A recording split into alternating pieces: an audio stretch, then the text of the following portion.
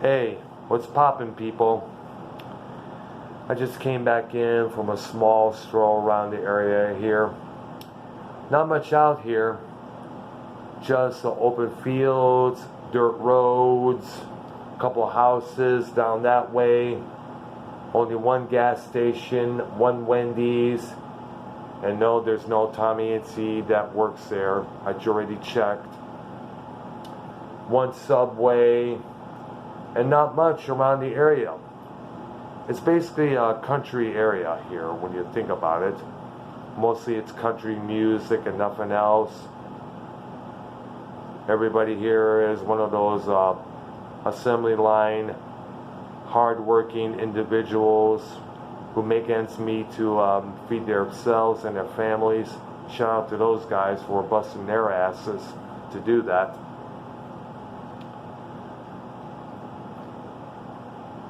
You know, nice area, but you gotta remember, it's nice if I only come and visit for a couple of days, and that's it.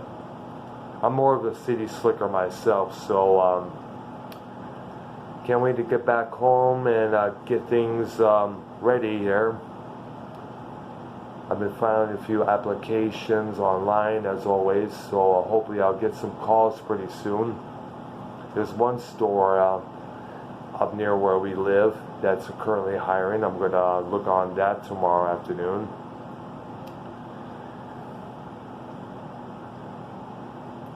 I want to first start off with the stream that me and Arcnolia Strokenbean was supposed to do today. We did attempt twice to do a show on the original Star Trek series. Somehow, the Skype connection was getting fucked up. On the top of the computer here, it kept saying, poor connection. My voice was cutting out a lot of times, and so was his. So we decided to hold off until Monday evening when I get back home to discuss not only the original Star Trek, but also the movie Plan 9 from Outer Space and the rock and roll scene from the 1950s. So we're going to be doing that on Monday evening, 7 p.m. Eastern Time. So as for the two half-hour or less than half-hour stuff that I have on my channel, I might delete those and, like I said, wait till Monday. Start all over.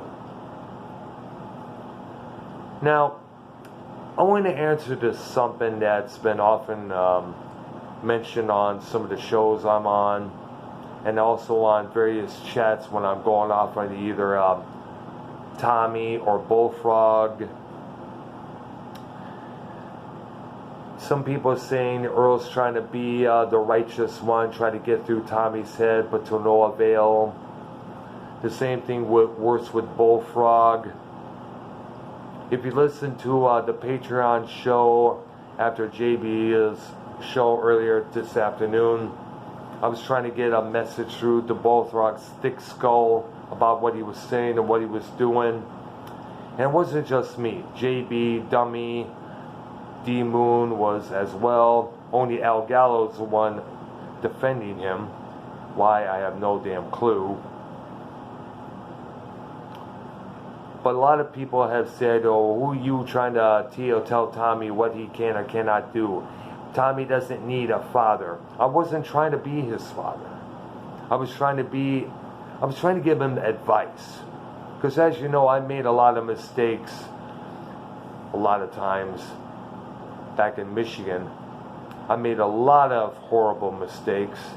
And I do not want to see Tommy or Bullfrog land in the same needy shit that I got myself into various times. Whether it's something I said or something I did, or some sort of an action that I did to this person or that person or to my job or anything. I just want people to be aware that I have made mistakes in the past. In fact, I'll go on the record to say if I can count all the mistakes that I have done in my life, this video will be about 5 hours long. Because, man, I made tons of them. Now, for those who are still saying, like, you're trying to be a role model to these people. Why are you trying to get through to Tommy's head and Bullfrog's head when you know they don't want to listen? Well, that's part of my upbringing. That was one of the things that I grew up learning. The rule was, when you're trying to get something through somebody's head, you were not to stop until they finally realized what you're trying to say. It was more like, I'm going to keep repeating myself until you listen to what and obey what I have to say. Or I will not shut up until you get it through your fat fucking head. That's basically how I grew up. That was one of the other things that I grew up learning as a kid and in my teenage years as well. And let's not also forget you're supposed to know that I had placed on my head many times. Well, actually, I shouldn't say on my head, in my mind. That kind of shit is hard to get over, by the way. Because when you see somebody you know, whether it's a friend or relative, not knowing something that you're trying to get through to them, you can't help but yell and say, Jesus Christ, can you not know what I'm talking about? You should know. You got a brain in your head. Fucking use it.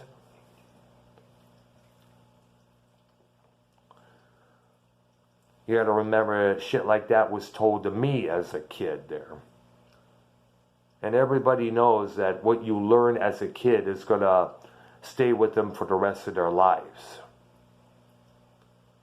I'm in my 50s now, and to this day, my brother-in-law had to go off on me one time saying it's time to let that shit go.